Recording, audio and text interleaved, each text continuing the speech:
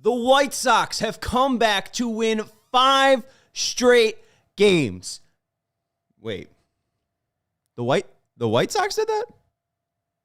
I don't think that could be right. The White Sox have won 5 straight games via like the ones that play in Chicago. We'll figure it out here on the CHGO White Sox postgame show.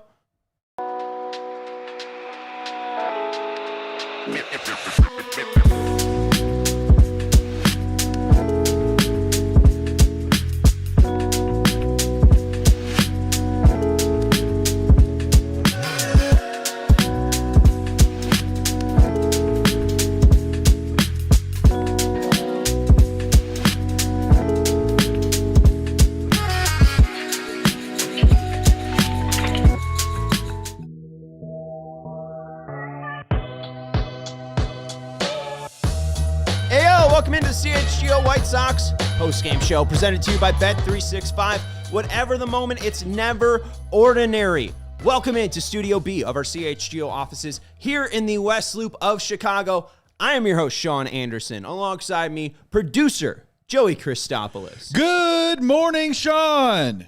Oh, yeah, we're about 15 minutes away from morning. It's 11:45 as this game was delayed from 6:40 to 8:10 because of rain. And then they said, hey, it wasn't delayed long enough. The NFL's still going on. Let's play for 3 hours and 27 minutes. They threw over, I think, 350 pitches combined as two teams. It was an absurd game. Joey, you flashed the scoreboard. Can you put it back just real quick? Just put it back. Real quick, you put up the scoreboard in the top right corner. We're going to take that away.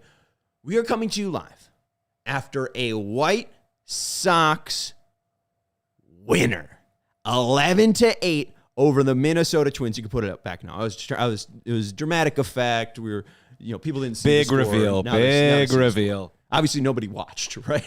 Because honestly, I don't blame you if you turn the game off in the 5th inning when Jonathan Cannon completely loses it. And you see Tyler Alexander come in, and the Sox take, the deficit goes from, I think, a 3-1 Sox lead to a 5-3 deficit. You felt like the run, or at least the luck, was going to be out.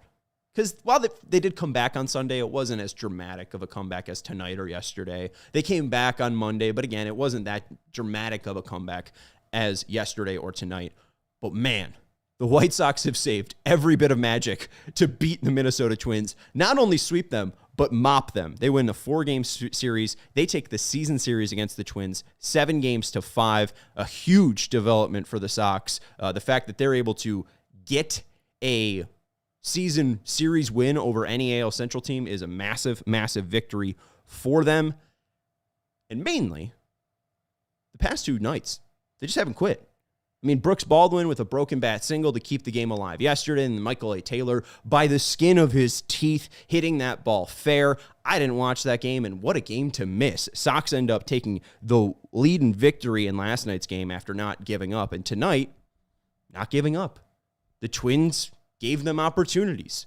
They let guys get on base in the 7th. They let guys score on balks. Kyle Teel made them pay. And even then, they drew 2 walks, and then those 2 guys ended up scoring. And this game's 11-8. Could have been even a little bit hairier. If this game is 9-7 after the Colson homer, it made it 9-7. The Twins to get an insurance run in the 9th, that's a 9-8 game. So the Sox didn't give the Twins any ability to breathe. They saw the opportunity. They saw that door crack. And for 4 straight nights, I guess 5, the first time since 1986, they have 5 straight comeback victories. I don't want to get ahead of myself here, but it does give the feeling of 2018. There are a lot of pieces here that we will talk about tonight. Kyle Teel, Edgar, Quero, Colson Montgomery, that have me excited, and even the guys that are the top 100 prospects. Brooks Baldwin's got me excited. This kid's playing really, really well. Chase Meintroth isn't a bad player. He might not be a starting 9 for when this team is decent, but in 2 years, he could be a pretty solid bench piece. This was an absolutely exciting game for the Sox, and what a hell of a performance for this team post-All-Star break. They have been able to show that they are a true baseball team, which I know is like the lowest bar possible, a baseball team showing that they can be a baseball team. But I hadn't seen that for over 200 games from my White Sox. We finally have a baseball team. Woohoo! My only question is tonight, Sean, and you know the saying, tree falls in the forest, does anyone hear it? Are the Twins fans actually going to acknowledge this? Because clearly no one was in the ballpark tonight. Well, no one was in the ballpark, I get but it, it was rain, delayed. I get it. I get it. Rain delay, but still, September baseball. Will Twins fans even acknowledge how badly we just pounded them in this series? Because I doubt it. Well, again, you got to watch out with the we, because you're also a co-host of the CHGO Cubs podcast. I don't know if there's room in this boat, brother. I think if we see that blue, we're kicking you into the ocean. Well, I mean, if there was pitchforks and if we walk to the end here and it's a Minnesota Twins thing versus Chicago baseball, what side am I on? Yeah, but who am I fighting baseball. for? Good guys wear black. You guys wear blue. My point though is, the kids can play. Twins Ted is going to transform into a corn cob tonight. That man consistently is pushing that the White Sox are in a worse place than the Twins. And it's like, wake up, smell the roses, Twins Ted and Twins fans. And I think that most Twins fans have smelled the roses, that the Pohlad family will be the owner for this team for the future. They're an okay ownership, but they have over $400 million in debt. And Justin Ishbia decided to abandon you, go out to the store for cigarettes, and Daddy Ishbia never came back. He went all the way to Chicago. He's got a new family. He's got a beautiful house up on the lakeside. I don't think he's coming back, Ted Twins or Twins Ted. And the thing, too, Twins fans aren't that vocal, and we really don't have too much of a rivalry with any of these teams. There isn't like a true team that I hate. I dislike them all equally, but I don't think there's a team that I hate mostly. But there is, there's content creators for every team out there. And there isn't really a Tigers Tim or a Kansas Carl. Kansas City Carl. Or a Cleveland Karen, right? Cleveland Clyde. Cleveland Clyde. Carin. Very Ohio. Right? No, there's only Twins Ted. See, He's very unique to himself. I sports hate the Twins. With all my heart. Torrey Hunter. They've never done Jock anything Jones. to me. Brad Racky. Yeah, that's... but then also, you could go to 2008. 2008. In the blackout game, and we got him there. So, we sure did. Hey, hit that thumbs up button. Make sure you're subscribing to the CHGO Sports YouTube channel. Excited to talk about this game tonight. If you have any thoughts, let us know. Sam Marr saying, please keep Sosa from ever fielding first base again. I'm with you, Sam.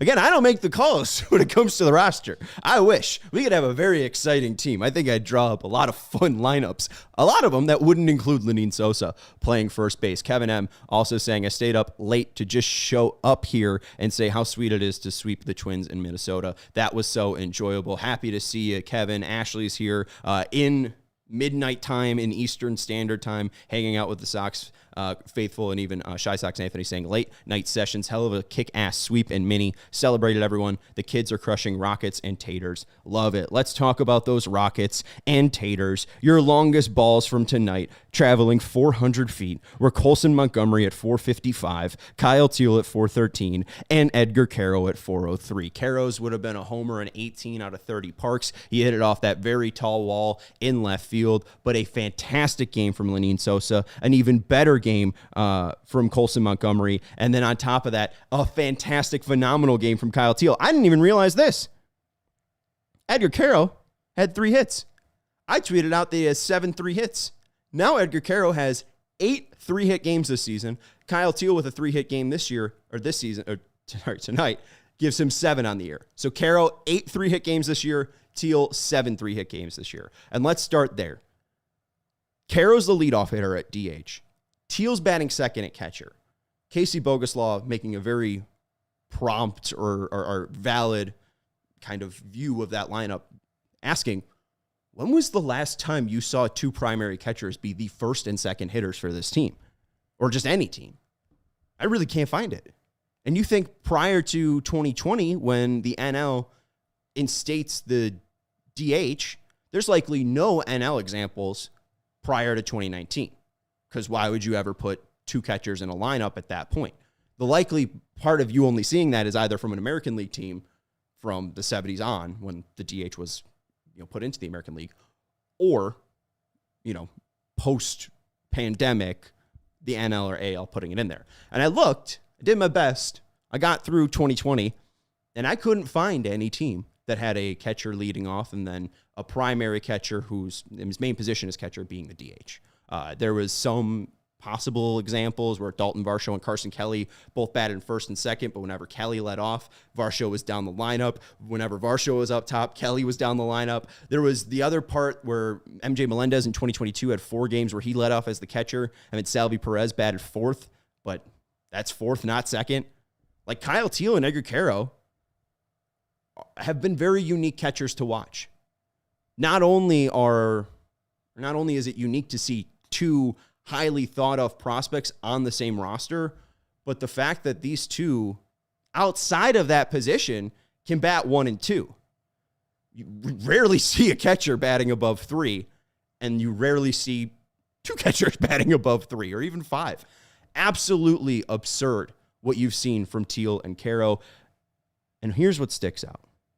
There are 2 players from this 2025 team that since 2022 are one of the 10 players above a 1.5 WAR. Honestly, there's been 10 White Sox since 2022 that have put up 1.5 WAR. Joey, can you guess them? 2 of them are from this year. So I'm sorry, since 2022. Yeah, since we've been doing a show here at CHGO. Yes. How many players have put up 1.5 WAR, F-WAR, as hitters? There's been 10. Can you name them? In White Sox lore since 2022. Well, I got to go with Colson. Colson's on there. He's one of the 2. 1.6 in 49 games, which is going to go up after his 17th homer in 50 games. Luis Robert Jr. Luis Robert Jr. in 2023 and 2022, his 38 and 20 season, he had 4.9 WAR. And then in 2022, he also had 2.2 F-WAR. Eloy Jimenez? Eloy Jimenez is on there. 2022, 1.7 WAR in 84 games. Tim Anderson. Tim Anderson's on there. 2022, 2.2 WAR in 79 games. Jose Abreu. 2022, 157 in 3.8 games. There are, and the rest of them are for 2022. So that's the other crazy thing is there's 1 player from 2023, none from 2024, 2 from 2025, and the other 7 or 6 so are I don't have 2022. another one from 2025. They're all from 2022, and these aren't the ones that you're going to get. Sebi Zavala, 2 WAR in 61 games in 2022. Not going to get that? And Elvis Andrus, 1.9 WAR in 43 games in 2022, and Josh Harrison, 1.5 WAR in 119. So you're saying we did solve second base? Well, and here, you know who's 11th on this list? Chase Mydroth in 100 games, 1.4 WAR. So the thing is they have options.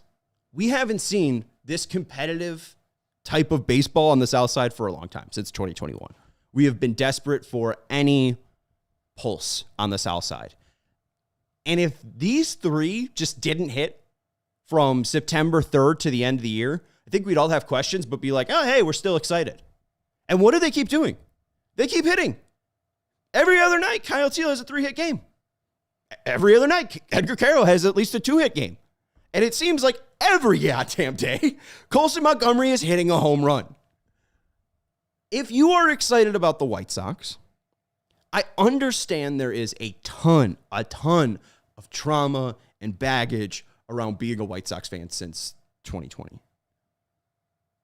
But this is fair to have hope. It is absolutely fair to put stock in the 2026 team, not even to win over 81 games, but to at least not make you nauseatingly sick and give you even more hope. I think that this is only up from here from the White Sox. We hit the basement in 2024. They're still somewhat tanking in 2025, and yet this second half has been phenomenal. Joey, before we hit the break, do you have the stats from 2025 pre-All-Star break and post-All-Star break? This is from CHSN. Before the All-Star break, they were 28th in runs, 29th in hits, 28th in homers, 30th in average, and 30th in OPS. After the All-Star game, not including their 15 hits, not including their 11 runs tonight, 6th in runs, 3rd in hits, 5th in homers, 4th in average, and 7th in OPS. And the guy that they're showing there on the right hand, Lenin Sosa, we're not even sure if he'll be good enough to make it on the team in 2026. The hitting's been fine and you know, decent. He's got some pop, but is he going to be a good enough defender to be on this team? I think they have a good enough hitters, or possibly good enough hitters at least, to possibly force the issue and not have Lenin on the roster in 2026. Which, hey, if he's on the roster in 2026, I'm fine with. I'm just saying, The fact that they could possibly move on from one of their better hitters, I think shows you the position that they are currently in. We need to take a break here on the CHGO White Sox podcast. We'll talk about stupidly crazy gamers comment about losing 100. We'll check out the chat as well. William's got a question about Quero. We got to take a break here on the CHGO White Sox podcast, presented to you by Bet365. We want to let you know about our friends over at Bet365. Football season is here. You missed the Thursday night game if you're watching this right now on Postgame show, but there's a game on Friday. There's college football on Saturday. There's football on Sunday. The Bears play on Monday, folks. Bet365 is the place to gamble on football, whether it's NFL or college football. Check out Bet365. In football games, NFL and college football, if your team goes up 17 points, you get an instant payout on straight bets and parlay selections, and there's a ton of offers through the NFL season. You got an offer on Thursday Night Football of a $10 safety net bet. Sunday Night Football, there's a $365 jackpot to be won through first down touchdown scorers. And then on Monday Night Football, you get a 50% super profit boost token on same game parlays. Go check out Bet365. New customers now get $300 in bonus bets when you bet $5, win or lose. Use code CHGO365. Your bonus bets can be used on spreads, totals, player props, and futures. Whatever the moment, it's never ordinary at Bet365. Must be 21 plus. If you or someone you know has a gambling problem, crisis counseling and referral services can be accessed by calling 1-800-GAMBLER in-app only. We also want to let you know about our friends over at RC Cola. RC Cola is the Chicago pop. If you're going into one of those true thin tavern style crust pizza places, whether it's a Milano's, whether it's a Salerno's, they have RC in the fridge. Soda used to have some kick in it. Now it's about pretty colors and easy fizz. RC is the same way you remember it. It's the original cola that doesn't fold under pressure. RC is an OG cola in a world of spineless soft drinks. There's no trends. There's no gimmicks. There's no glow-ups because RC hasn't changed its stripes since 1905 because it hasn't needed to. It's the same bold, crisp flavor that it's always been. So do yourself a favor, pick up some flavor and get some RC at your local store. Stock up for all your end of summer parties, back to school celebrations, or for the football season. RC is the move for whatever you're doing. Welcome back to the CHGO White Sox postgame show presented to you by Bet365. Whatever the moment, it's never ordinary with our friends over at Bet365. Let's join the chat. We got 30 people hanging out with us here on this live stream at midnight. Make sure you hit that thumbs up button. Make sure you're hitting that subscribe button. People have school tomorrow. People have work tomorrow, all right? We go to bed, people. Let's jump into the chat here. Good to see Ryan, who's in here, even though it's late. Shy Sox Anthony saying a tale of two tapes, complete opposites, a complete turnaround. The White Sox have been just completely two different teams. They were carried in the first half by their pitching, and in the second half, they've been carried by their hitting, which I never thought I would even say that. I cannot process what I'm seeing on the field for the White Sox. Sam Marr saying the Sox are a veteran slugger away from being competitive. Competitive is a big word. I feel like they still have some decent spots that they need to figure out. Will Chase be the second baseman for the entirety of a 2026 year? Who will be the third baseman? Who will be the first baseman? I don't think DH is currently picked out. Like, it could be Lenine. It could be Benny. I'd be fine with neither. And then even center field, like, is Robert going to be here or not? I think they could be a veteran slugger away, but they'd have to kind of they'd have to really commit to like Ramos at third and then, Elko or Lenine at first. I think they need a little bit more than just a veteran slugger. Yeah, I'm not opposed to Kyle Schwarber. No. We can bring Kyle Schwarber to this house. Let's be honest with ourselves. Veteran slugger, first baseman, at least 2 starting pitchers, at least 3 relievers, and then we can probably start getting a little bit more into that situation. But it's not about getting ahead of ourselves. I mean, the young kids are doing what they need to do, and Braden Montgomery might be that corner outfielder that you're waiting for maybe 12 months from now. We don't know that, but they're more than one piece away. Yeah, and absolutely fair by JTH7 to say with the home runs Colson has been hitting, people have not paid attention to Quero and Teel. They're hitting around 300 with great on-base percentages. Fair to bring up, Teel hitting 285 with 385 on-base percentage, and then Quero this year 284 with a 348 on-base percentage. The thing is, that's a great pair. If Quero and Teel are going to be hitting 1-2 and getting on base at a 350 percentage, there's guys on base for Colson Montgomery to drive in with a homer. There's at least a math equation, I think, that if guys get on base and then the guy behind him hits a home run, think that equals runs scored. So no, I mean it's a great problem to have. Not even a problem. It's a great situation that's developing on the south side. You want to scroll up just a little bit there. Stupidly Crazy Gamer saying, I'm still not hoping to lose 100, just 10 more wins. The Sox do win their 53rd game of the night. So if they are able to win 10 more, they'll be at 63 and 99 and still in that situation or in that conversation. Corey asking, are they still 10 games up in the Tankathon standings? They are. Well, 9.5. The Sox have a 53 and 88 record. They're 13.5 games back. I don't know who they're back of. I guess Colorado, but Colorado's at 10, so it's tough to kind of track that. But then Minnesota is second. The White Sox have beaten up Minnesota so badly that Minnesota has come into the picture on Tankathon. The White Sox are no longer trailed by the Pittsburgh Pirates. The Sox beating the Twins 4 straight times have knocked them down to second. The Sox hold a 9.5 game lead over the Twins when it comes to the MLB draft lottery in 2026. I just simmed it once. White Sox get the first pick. Minnesota second. I just simmed it again. White Sox get the first pick. Minnesota second. I just simmed it again. White Sox get the first pick. Atlanta gets the second. That's 3 for 3. Ooh, 3 for 3, baby. This week has been all White Sox, baby. This has been phenomenal. And then finally, last question here before we get back into Quero, Teel, Montgomery. William asking, why is Quero not in Rookie of the Year conversations? Part of that is because his counterparts are playing just a little bit better than him. Quero's been a better catcher Teal's been a better catcher behind the plate than Quero. So he grades out better defensively. And right now, I think Teel leads in weighted runs created plus for the White Sox. So that is a guy that's been a better defender and a better hitter. So at least, looking at the White Sox, I wouldn't even give him Rookie of the Year for catchers. Yeah. So my question on the White Sox. My question for you right now is, because of all these young players and especially young hitters right now in the lineup, and you would think Shane Smith would also get some Rookie of the Year consideration as well. Who do you think on the White Sox would lead the team in Rookie of the Year votes? Not asking who would win Rookie of the Year, but Colson's making a run at it. Kyle Teal's going to get votes. Edgar Carroll's going to get votes. Shane Smith is going to get votes. But who do you think would lead the team in votes for Rookie of the Year right now? Kurtz will win the award. I think very, very, very, very, very, very clearly, Nick Kurtz of the Athletics will win Rookie of the Year. I think that one of the Sox, and the honestly issue, it could be like a Clayton Kershaw, Zach Greinke thing from 2015. Maybe all the voters pick one of the Sox, right? You have 3 voters all placing a vote for Colson Montgomery, Kyle Teel, and Edgar Quero. So I don't know if that's like completely out of the thought right now.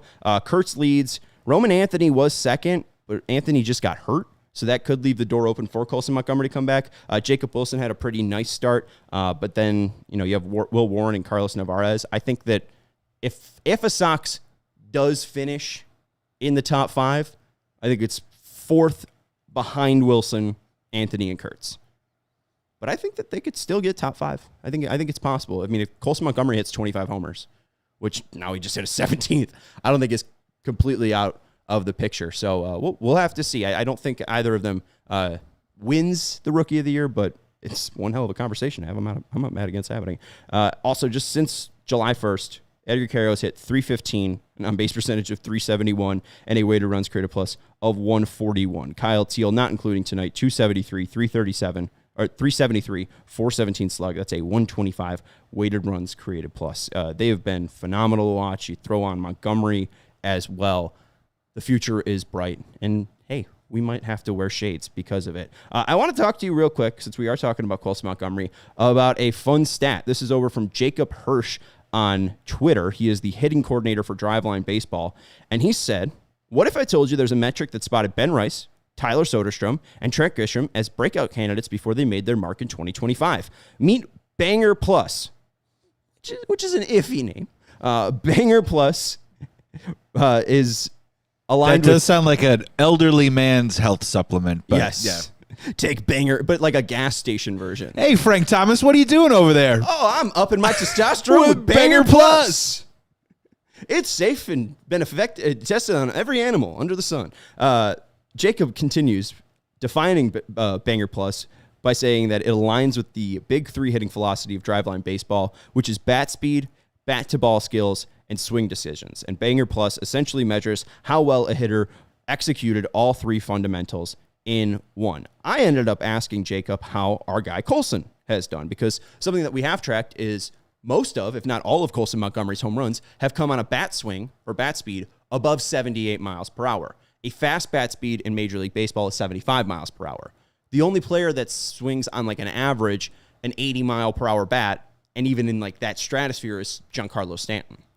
Colson Montgomery has posted eye-popping bat speed numbers. However, does that turn into bat on ball, and does that turn into good swing decisions? This is what Jacob had to say. Current Banger Plus for Colson Montgomery is 97.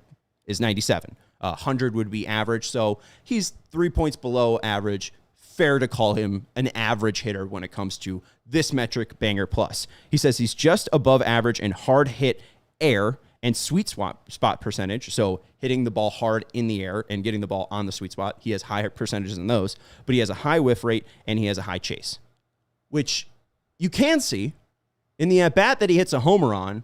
It's an 0-1 pitch. It's a sweeper that barely hits him, pretty much, and then he works the count to 3-2 and then hits the homer. So I think the swing decisions can sharpen when he plays 50 more games. He's only at 50, so what do the swing decisions look at 100? What Jacob continues to say that whiff and chase is common for a rookie and will likely improve with more big league experience, and that Colson's air pull percentage is outstanding and helps cover some of his current weaknesses. And that's one thing that we've seen from Ryan Fuller. And this is something that we've heard interest from Rick Hahn for years now. Ball in air, or ball go far, team go far, is what Rick Hahn simplified and said, and that I can't even remember. Ball go far, team go far. And what we've seen from a lot of these hitters that Ryan Fuller has brought in is the White Sox emphasizing on, if you're going to pull the ball, if you're going to be hitting the ball in the air, you need to be pulling that pulled fly ball. We'll get to I'm a simple guy. Ball goes far, team goes far. Hey, there he is. We'll talk about how it's, in a way, hurting Andrew Benintendi right now, but he doesn't have those athletic top-end measurables that Colson Montgomery's showing right now. Andrew Benintendi doesn't have top-end bat speed, so he really isn't going to produce home run hitting fly balls as much as he should. I mean, Colson Montgomery, even though we've been surprised with Andrew Benintendi's home run output, I think it's around 14. Colson Montgomery's played 50 homers and he's got 3 more than him, right? So we're just kind of seeing the effect of that upper echelon athleticism and the right approach. Colson Montgomery may never be a 300 hitter when it comes to average, but what Colson Montgomery can do is drive the ball.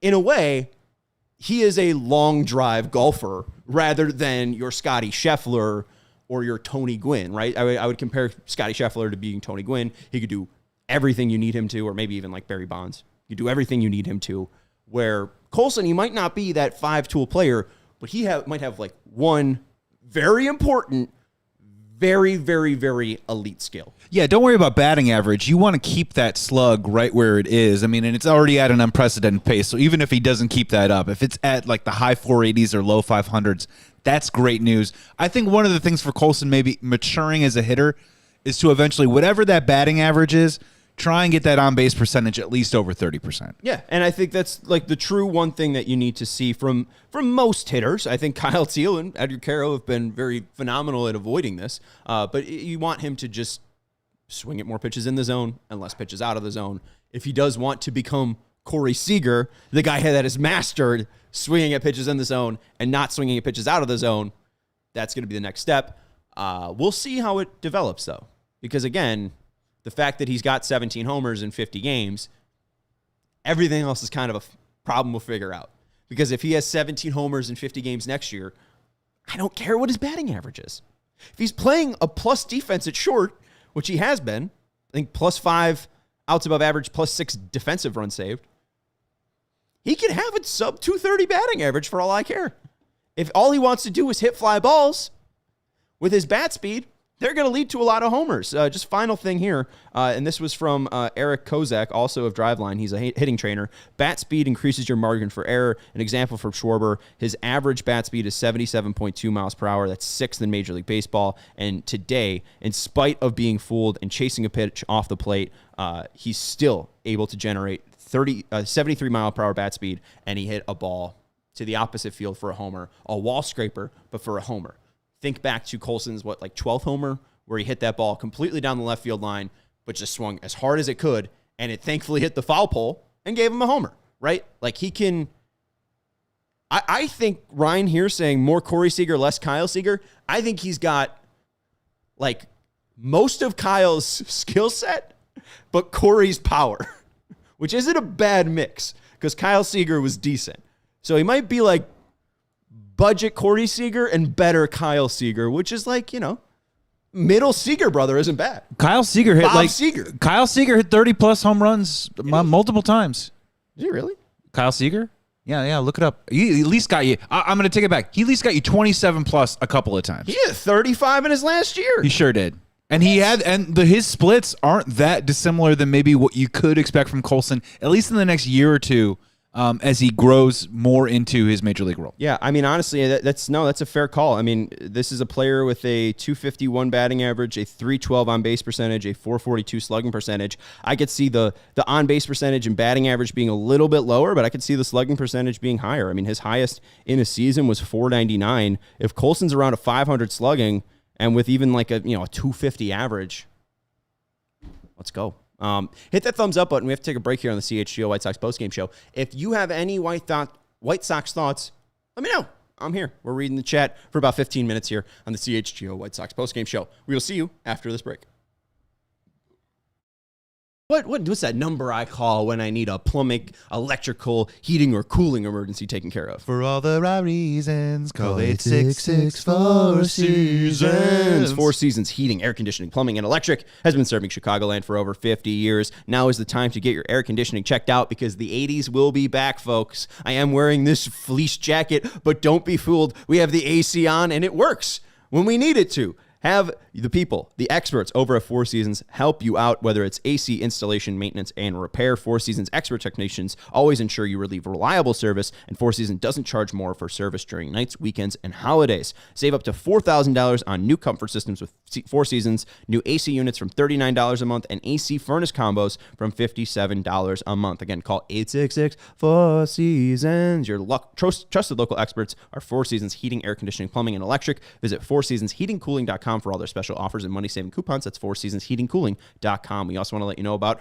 our friends over at Ownwell. What a simpatico pair here. You get to take care of your AC, and if you're a house owner taking care of your AC, you possibly own a house in Cook County. That's where Ownwell comes in. Overpaying for property taxes is something far too many Cook County residents are doing, and you don't have to be one of them. In Cook County, appeal windows vary by township, close up rapidly, and are very difficult to win. That's why you need to let Ownwell's experts ensure you're prepared for when it counts. You could sign up in under 3 minutes over at ownwell.com, and their team of local experts and cutting-edge technology can start saving you money with no upfront cost. In Cook County, Ownwell has a 25% contingent fee, meaning you only pay if your property taxes are reduced. You can put property taxes money back into your pocket in just minutes with no big stress or time investment. 86% of Ownwell's customers receive a reduction, and Ownwell handles everything from start to finish, and they have an average savings for homeowners of $1,102. Save money on your Cook County property taxes with Ownwell. Sign up in less than 3 minutes. Head over to ownwell.com/cook. That's ownwell.com/cook.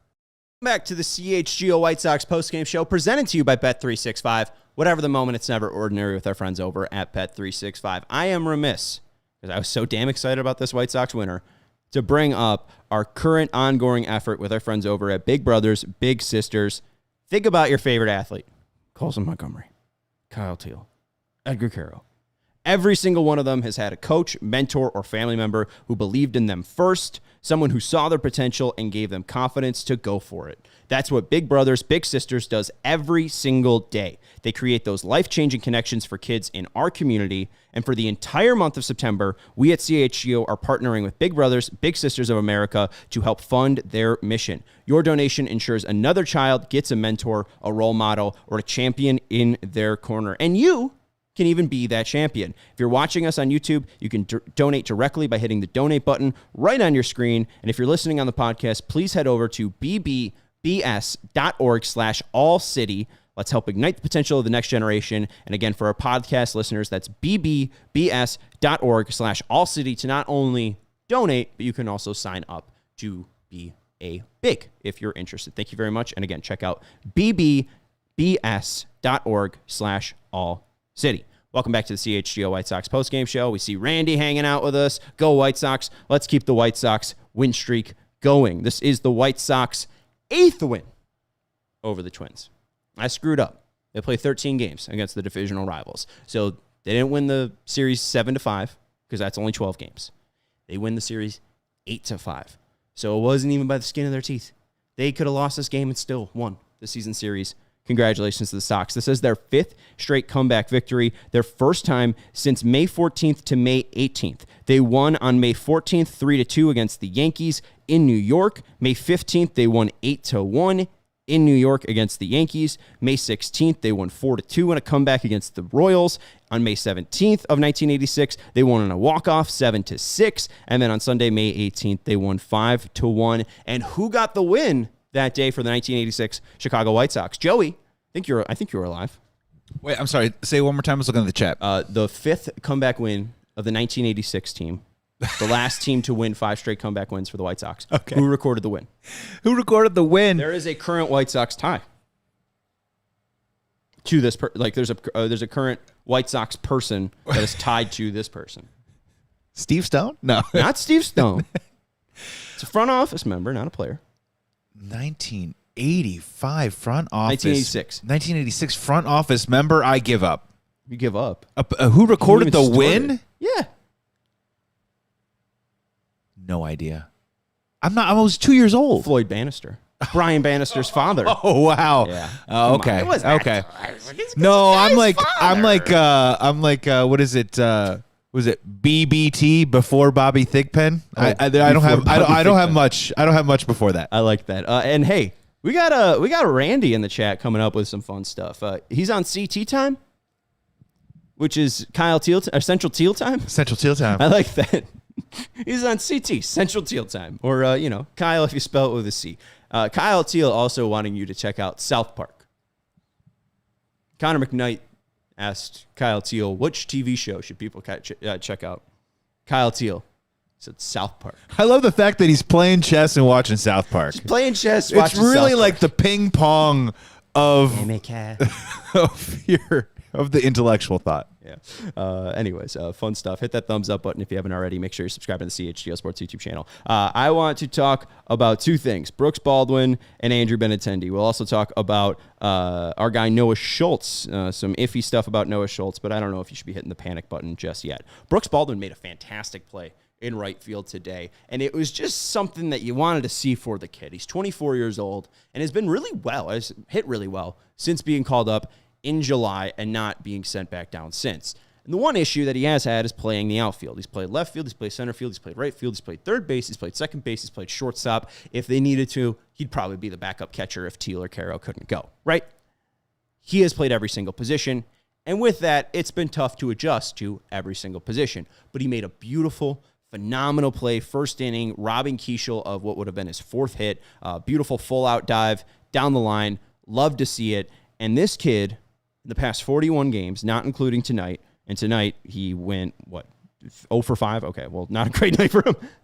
Of course, I picked the 0 for 5 night to talk about Brooks Baldwin, but yesterday he was a part of the comeback win, so it's all good stuff with Brooks Baldwin. Last 41 games, who doesn't love cold pizza, Sean? Well, you know what I'm saying? And I don't want to read the last 42 games because it's 5 at-bats worse, but the last 41 games, not including tonight, 287 batting average, a 346 on-base percentage, and a 484 slugging percentage for a Brooks Baldwin since July 1st. He has been the 3rd most valuable player for the Chicago White Sox. Oh, that's actually wrong. I'm sorry. He has been the 6th most valuable player for the Chicago White Sox, behind Colson, Kyle Teel, Luis Robert Jr., Lenine, Edgar Quero, and then Brooks Baldwin there at .5 WAR. I think that he's very much a part of this team, and if it comes down to 2027, because I don't think there's going to be that much of a roster crunch in 2026. If it comes down to 2027, like who's going to have the roster spot, Brooks Baldwin or Chase Mydroth? I think it's going to be Brooks Baldwin. And it's mainly because he hits from both sides of the plate. He could play every single position. He is a true Swiss Army knife.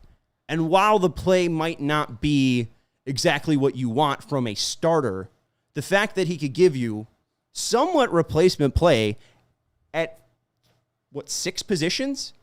That is incredibly, incredibly useful in the modern day MLB.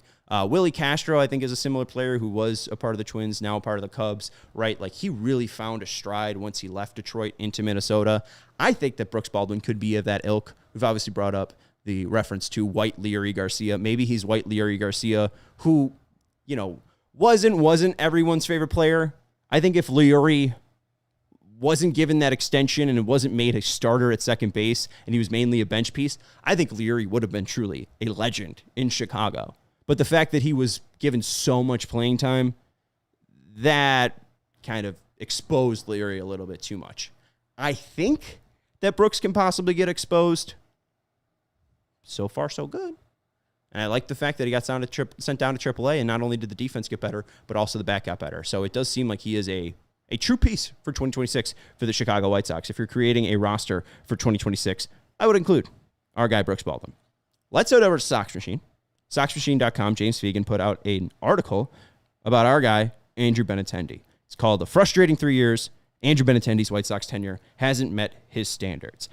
James talks about how August was unkind to Andrew Benintendi. He just hit 253, 290, and 347, but there's some signs of life coming out of Andrew Benintendi. And what I want to read to you are these quotes from Benintendi, and it's just about 5 lines here. Benintendi said, quote, "I think it's a lot of things. I think it's not just one thing. If it was, I think it'd be fixed by now. The shortstop, for me at least, plays pretty much behind second base. So if I can find a swing to kind of slap it the other way, and if I do enough, hopefully that means pitchers will come back inside or start coming closer to me so I could start to pull it.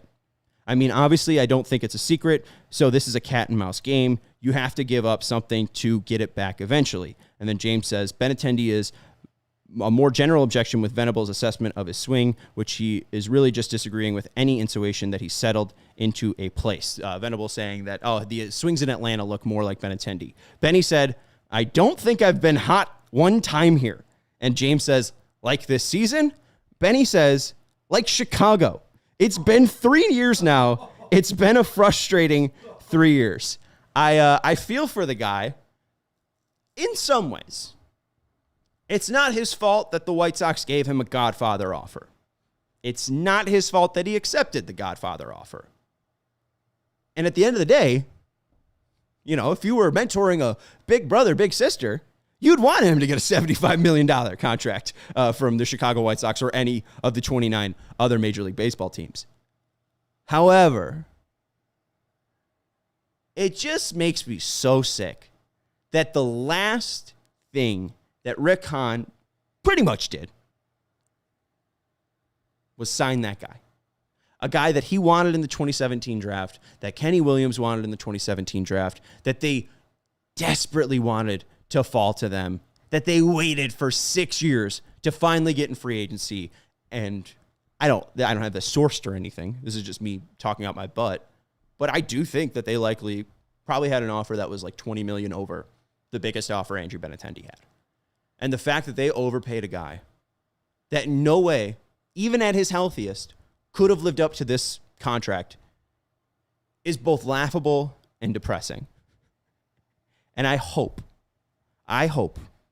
Justin Ishbia, for a holiday gift this year, whether it's Hanukkah, Christmas, Kwanzaa, you don't celebrate, but you do celebrate, hey, it's festive times.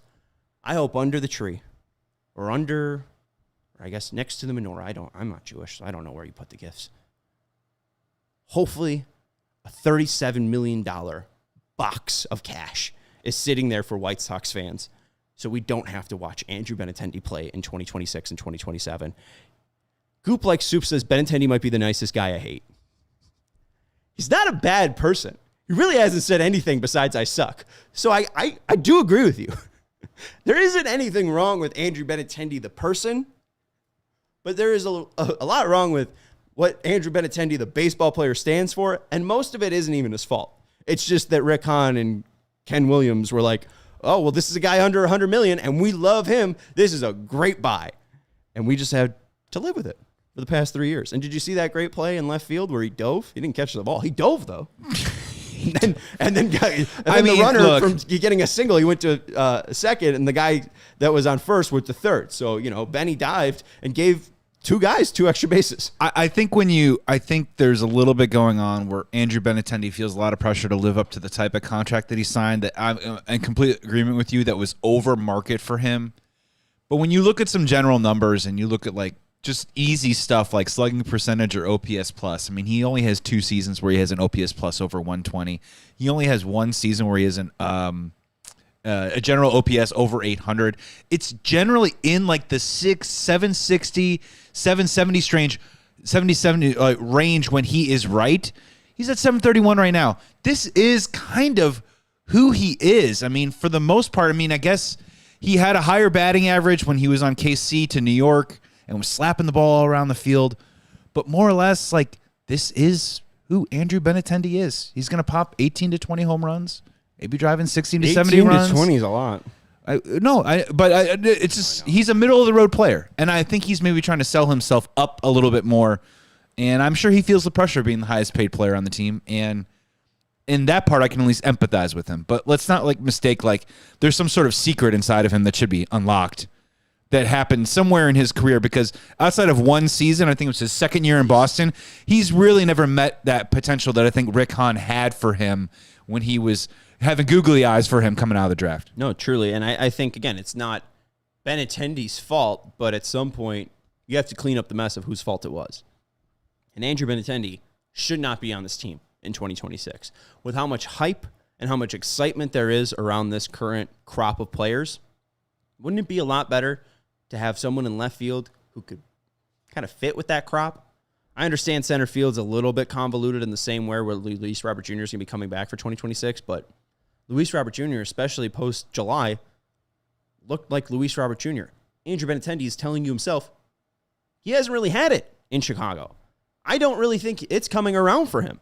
Tim says Benny is the most milquetoast player of all time. I don't understand why anyone has strong feelings either way. He's overpaid, but not so grossly overpaid that you should hate him. He's overpaid, and the reason I do hate him is because he's the largest contract in White Sox history. And, of course, the White Sox, with the largest contract in their franchise history, would sign a milquetoast player. Nobody that would actually change the future of the franchise. The players that they wanted to change the future of the franchise were the players that they gave extensions to. Robert, Eloy, Moncada.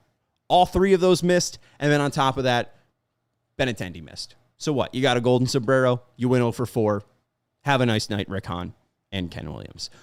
We are going to end the show here on the CHGO White Sox podcast. We'll be back on Sunday to talk about the White Sox and Tigers series. Hopefully, we're talking about 2 more White Sox winners, but we'll have to wait and see.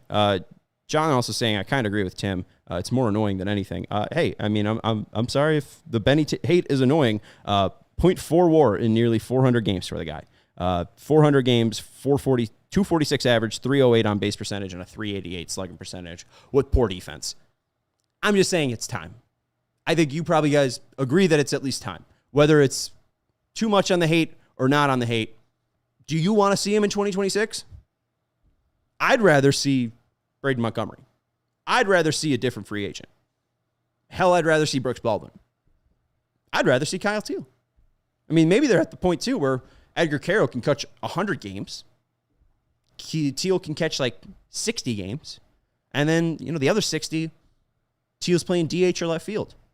I think there is a way that you can get better, younger bats into the lineup than Andrew Benintendi. So, we'll see. We're going to take a permanent break until Sunday. We'll see you. We're going to take a little break here. Maybe hiatus. 72 hours kind of break, but hang tight. Appreciate Joey Christopoulos for producing the show. I am Sean Anderson. Thankfully, this show is now over, and I will be home at 1 a.m. Goodbye. We all silly like the mayor.